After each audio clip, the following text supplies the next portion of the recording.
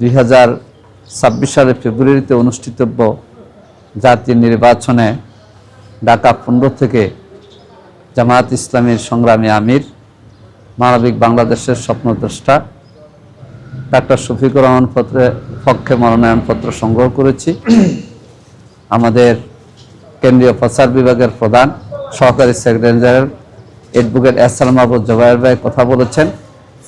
আমরা চাই আগামী নির্বাচন উৎসবমুখী পরিবেশে হোক এবং বাংলাদেশ জামায়াত ইসলামী চায় তরুণদের যে স্লোগান ছিল, বুকের মধ্যে অনেক জ্বর, বুক পেতেছি গুলি কর, আমরা শহীদ আবু সাইদ, শহীদ মাহফুজ্জামান মুগ্ধ এবং শহীদ